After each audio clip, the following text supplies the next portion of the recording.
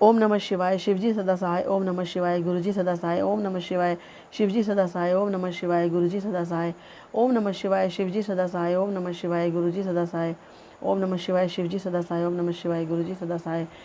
गुरुजी के चरणों में माथा रख के प्रणाम करती हूँ, बारंबार प्रणाम करती हूँ, कोटि कोटि प्रणाम करती हूँ, अपने नाक रगड़ के प्रणाम करती हूँ।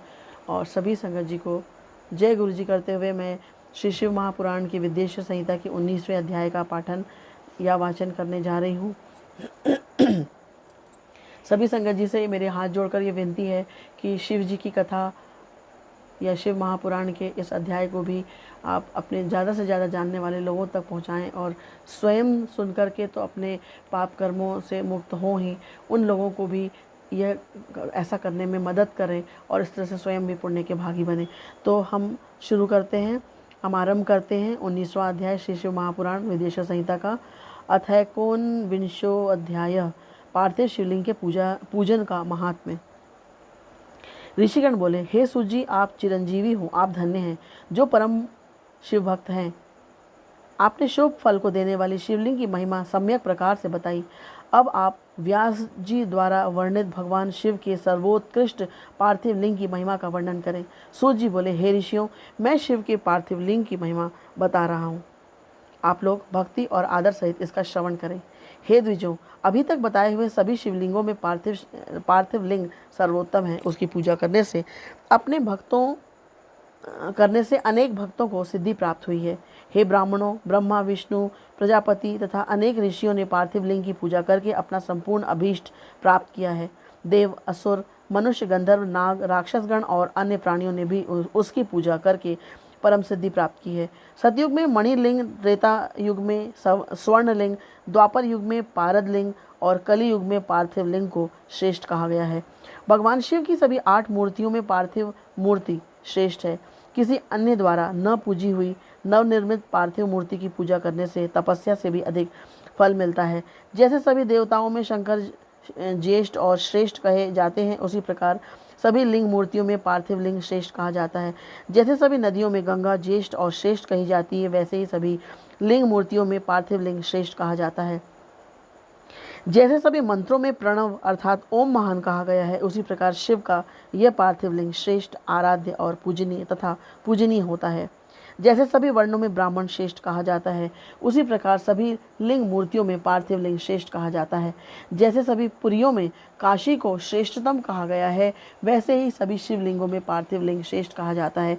जैसे सभी व्रतों में शिवरात्रि का व्रत सर्वोपरि है, उसी प्रकार सभी लिंगों में पार्थिव लिंग सर्वश्रेष्ठ कहा जाता है।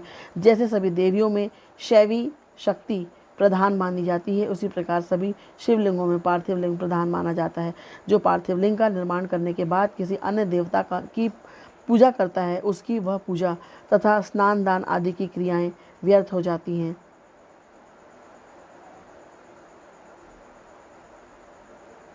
पार्थिव पूजन अत्यंत पुण्यदायी तथा सब प्रकार से धन्य करने वाला, दीर्घायुष्य देने वाला है।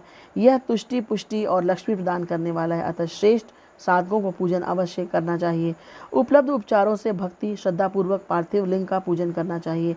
यह सभी कामनाओं की सिद्धि देने वाला है। जो सुंदर वेदी सहित पार्थिव लिंग का निर्माण करके उसकी पूजा करता है, वह इस लोक में धन धान्य से संपन्न होकर अंत में रुद्र लोक को प्राप्त करता है।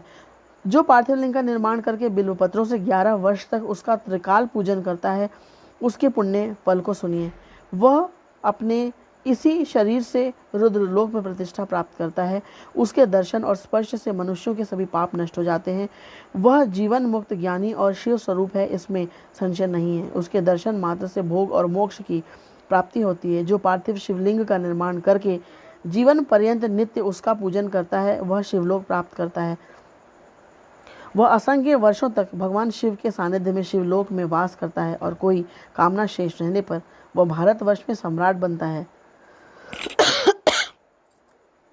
जो निष्काम भाव से नित्य उत्तम पार्थिव लिंग का पूजन करता है, वह सदा के लिए शिवलोक में वास करता है और शिव सायुज्य को प्राप्त कर लेता है। यदि ब्राह्मण पार्थिव शिवलिंग का पूजन नहीं करता है, तो वह अत्यंत दारुण शूलप्रोत नामक घोर नरक में जाता है। किसी भी विधि से सुंदर पार्थिव लिंग का निर्माण करना चाहिए, किंतु उसमें पंचसूत्र विधान नहीं करना चाहिए। उसे अखंड रूप में बनाना चाहिए, खंडित रूप में नहीं। खंडित लिंग का निर्माण करने वाला पूजा का फल नहीं प्राप्त करता। मणिलिंग, स्वर्णलिंग, पारदलिंग, स्फटिकलिंग, पुष्पराग लिंग और पार्थिव लिंग को अखंड ही बनाना चाहिए। अखंड लिंग चरलिंग होता है और 2 खंड वाला अचर लिंग कहा गया है।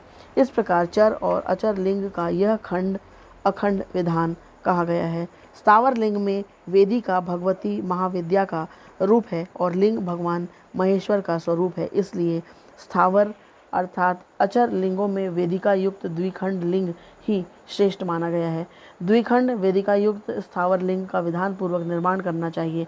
शिव सिद्धांत के जानने वालों ने अखंड लिंग को जंगम अर्थात चर लिंग माना है। अज्ञानतावश ही कुछ लोग चर लिंग को 2 खंडों में वेदिका और लिंग बना लेते हैं। शास्त्रों को जानने वाले सिद्धांत मर्मज्ञ मुनिजन ऐसा नहीं करते। जो मूढ़जन अचर लिंग को अखंड तथा चर लिंग को द्विखंड रूप में बनाते हैं, उन्हें शिव पूजा का फल नहीं प्राप्त होता। इसलिए अत्यंत प्रसन्नतापूर्वक शास्त्रोक्त विधि से चर लिंग को अखंड तथा अचर लिंग को द्विखंड बनाना चाहिए। अखंड चरलिंग में की गई पूजा से संपूर्ण फल की प्राप्ति होती है। द्विखंड चरलिंग की पूजा महान अनिष्टकर कही गई है। उसी प्रकार अखंड अचरलिंग की पूजा से कामना सिद्ध नहीं होती, उससे तो अनिष्ट प्राप्त होता है, ऐसा शास्त्रज्ञ विद्वानों ने कहा है। इति श्री शिव महापुराणे प्रथमायाम विदेश्वर संहितायां साध्य साधन खंडे पार्थिव शिवलिंग पूजन महात्म्य वर्णनम नामैकोनविंशो अध्याय। इस प्रकार श्री शिव महापुराण के अंतर्गत प्रथम विदेश्वर संहिता के साध्य साधन खंड में पार्थिव शिवलिंग के पूजन का महात्म्य वर्णन नामक 19वां अध्याय पूर्ण हुआ।